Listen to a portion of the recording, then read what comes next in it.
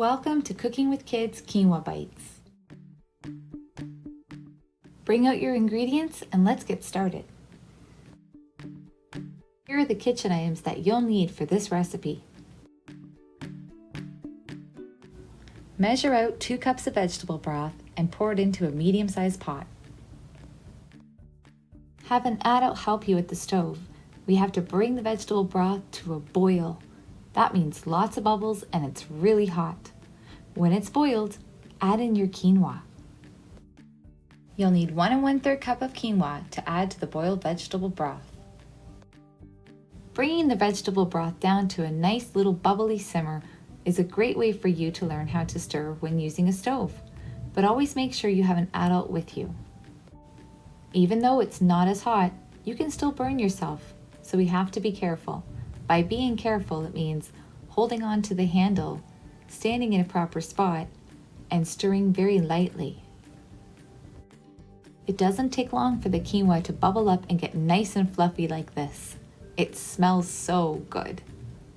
After 15 minutes, it will be nice and fluffy and you can take it off the burner and put a lid on it. It needs to stay on the stove with the lid on it for only 5 minutes.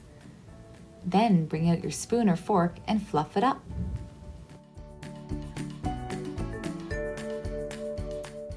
Did you know that quinoa is a seed? When your quinoa is all cooled down and nice and fluffy, it's time to add in your cheese. Your quinoa can still be warm, that's okay. It will help melt the cheese right in and be nice and ooey gooey. Grating cheese isn't as scary as it looks. If you have your nice block of cheese and a nice flat surface, make sure there's no wiggles. All you need to do is hold the cheese and keep your fingers away. You can form a C shape with your hands to tuck in your fingers. Keep moving your fingers back as you grate the cheese.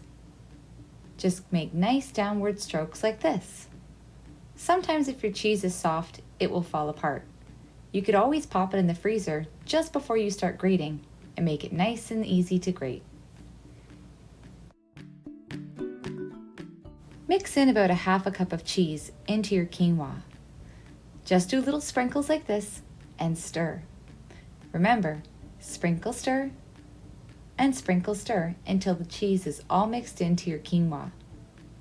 Oh, this smells so good right now. Now it's time to mix in our pizza sauce. Pour in 1/2 cup of pizza sauce and keep mixing until it's all blended together.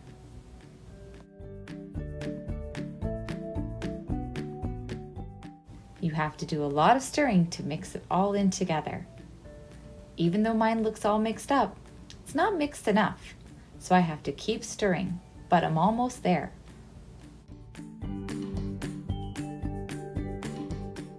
Now it's time to mix in 1/2 cup of breadcrumbs. This will make it nice and crunchy. Stir in your breadcrumbs. It's going to take a lot more stirring, and it's going to thicken up nicely.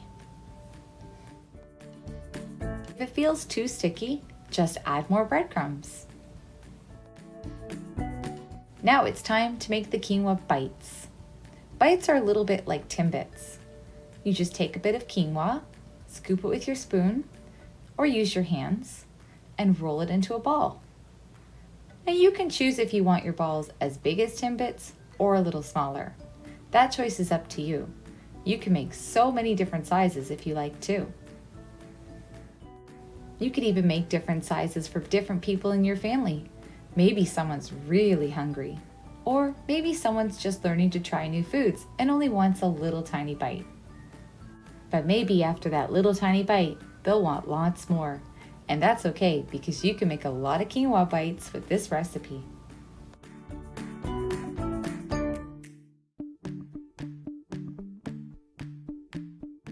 Now it's time to put in the oven. Put in the oven at 420 and flip it over after 10 minutes. When you're done flipping them over, put them in for another 10 to 12 minutes. Then they'll be ready. If you like them a little more crispy, leave them in just a few minutes longer. These look ready to me. I hope you enjoyed making quinoa bites. These are also really good to dip. Till next time, Ona.